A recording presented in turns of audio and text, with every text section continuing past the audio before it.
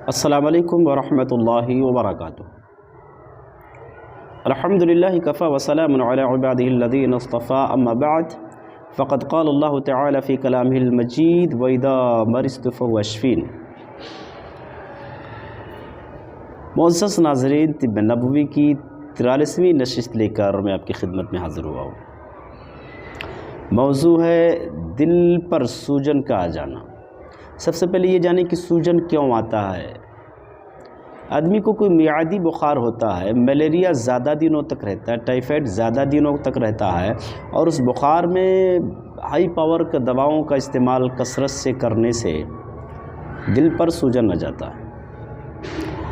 اور اسی طریقے سے شراب نوشی سے بھی، خون کے اندر جو ہے انفیکشن سے بھی سوجن ہو جاتا ہے، گندے جراثیم خون کے اندر مل جانے سے بھی، یا نشہ آور چیزیں تمباکو ہے، بیڑی ہے، سگریٹ ہے، شراب ہے، یا اسی طریقے سے گٹکے ہیں، ان چیزوں کے کھانے سے بھی سوجن آ جاتا ہے، یا اسی طریقے سے وہاں پر چوٹ لگنے سے بھی سوجن آ جاتا ہے نا۔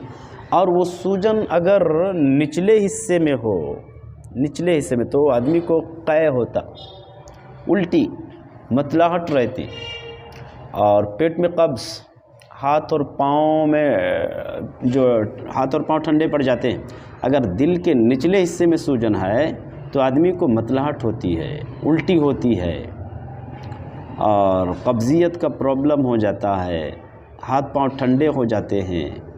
لیکن اگر اوپری حصے میں، دل کے اوپری حصے میں اگر سوجن ہے، ورم ہے، تو سانس لینے میں دقت ہوتی ہے، بخار تیز ہو جاتا، اور اسی طریقے سے انسان کو بڑی کمزوری ہو جاتی ہے۔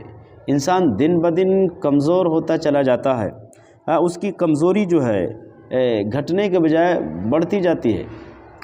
اور اوپری حصے میں اگر سوجن ہے تو پیشاب بھی آدمی کا رک جاتا، پیشاب کم ہوتا، پیشاب کی کمی ہو جاتی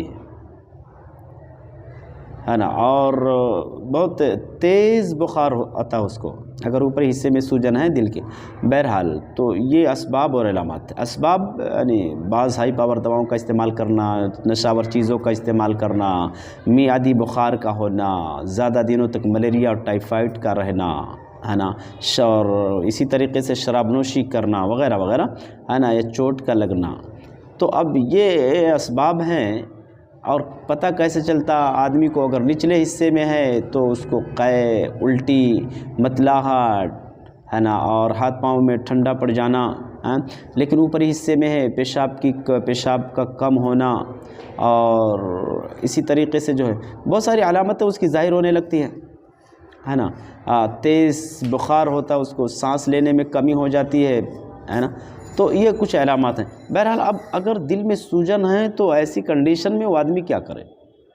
اب دیکھو، اگر سوجن ہے، یہاں پر دل پہ سوجن ہے تو یہاں پر اگر دبائیں گے تو اس کو درد ہوتا۔ جس کے دل پر سوجن ہو گیا، یہاں دبانے سے ہے نا سوجن ہوتا، کیا نام ہے، درد ہوتا، تکلیف ہوتا، سمجھ رہے؟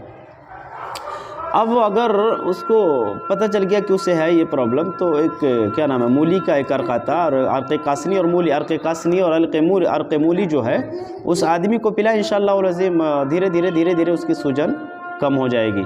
اور اسی طریقے سے معجون دبید الورد کر کے آتا، 5 گرام صبح شام کھلائیں، یا معجون یا خمیر ابریشم 5 گرام صبح شام کھلائیں، انشاءاللہ العظیم اس کا جو سوجن ہے بہت جلد ختم ہو جائے گا، اور اللہ رب العالمین نے چاہا تو۔ اس کے ساتھ ساتھ اگر کاڑھا لینا چاہتے ہیں تو یہ کیا نام ہے، ہمدرد کا ایک کاڑھا جو آتا ہے جوشادہ کر کے، وہ جوشادہ لائیں اور گھر پہ پکا کر کے اس کو صبح شام استعمال کریں، انشاءاللہ العظیم سوجن بہت جلد ختم ہو جائے گا۔ بہرحال اللہ سے دعا کرتے ہیں کہ بار الہ ہم تمام مسلمانوں کو ایسے ہر قسم کے مہلک بیماریوں سے محفوظ رکھے، آمین۔ السلام علیکم ورحمۃ اللہ وبرکاتہ۔